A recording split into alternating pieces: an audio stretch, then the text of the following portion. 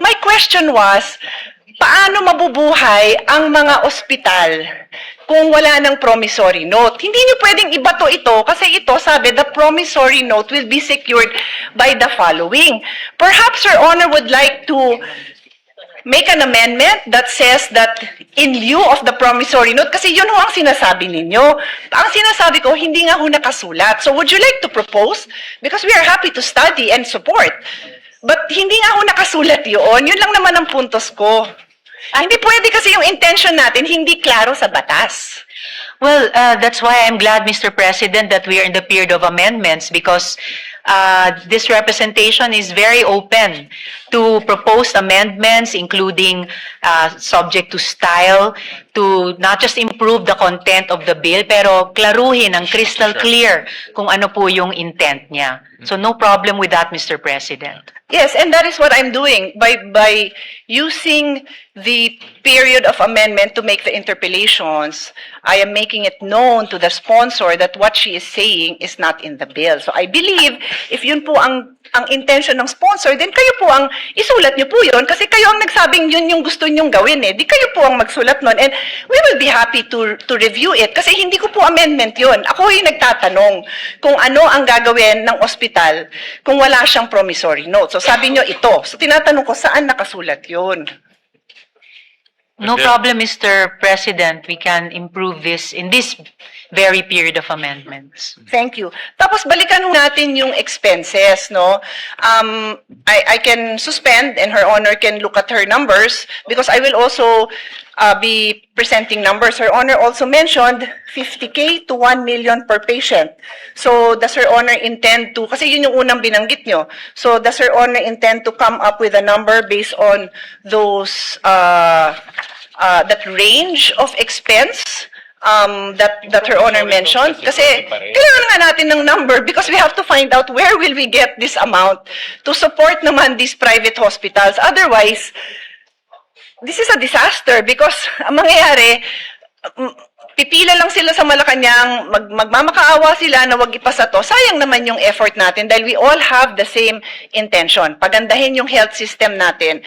Wag ma-detain ang mga tao, masuportahan ng mga indigents, but we have to know our numbers before we make this kind of amendments. And one more on that section, so maybe we can take a break so we can work on this section. Before we go on to the one more point of the gentle lady, Mr. President, definitely this is not going to turn out to be a disaster.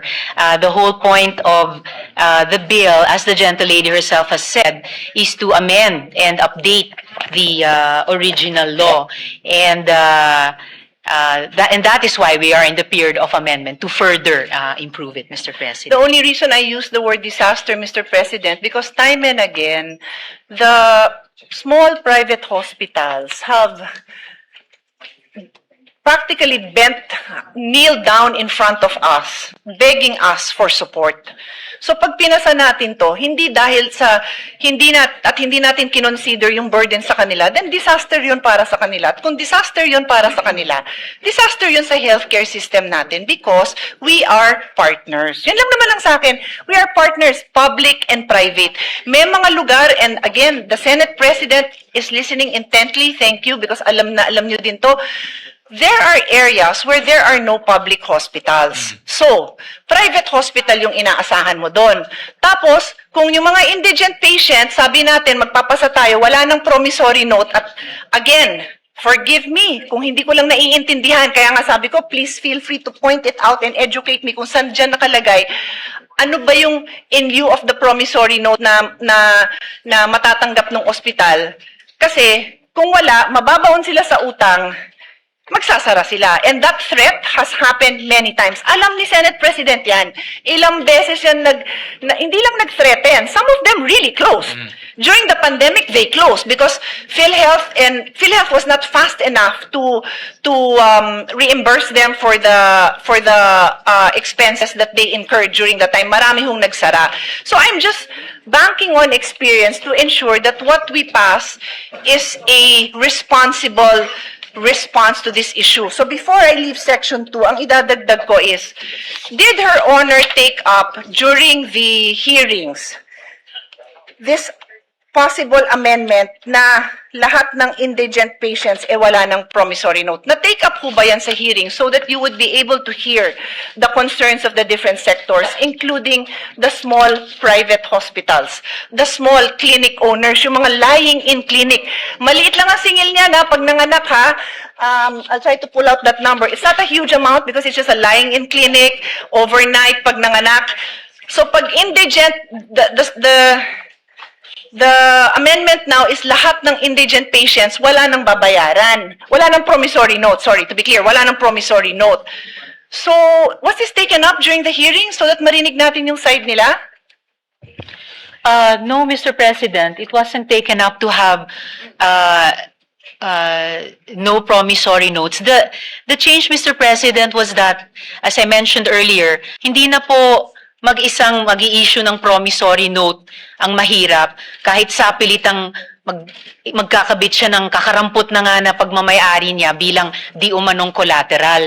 Ang magbaback up na po ng promissory note, which is now more a document for the benefit of the hospital, ay ito nga pong mga social protection at saka government financial institutions na binanggit ko po kanina. So, ang ibig niyo, Mr. so two President. things I want to establish. Number one, hindi niyo nga na-take up yan, pero ang impact nito napakalaki sa private hospitals.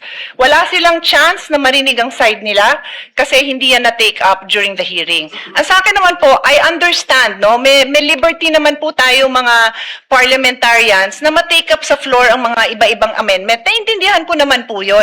Pero pag napakabigat ng impact, it's either na-take up yan sa hearing or bibigyan natin sila ng time na mabigay din nila yung posisyon nila dito. Kasi sobrang laki talaga ng impact sa kanila. Please give me the number of private hospitals. 864 private hospitals. There are 864 private hospitals spread out all over the country. And like I said, there are certain areas where there are no public hospitals. So ang tatakbuhan lang ng tao, private hospital.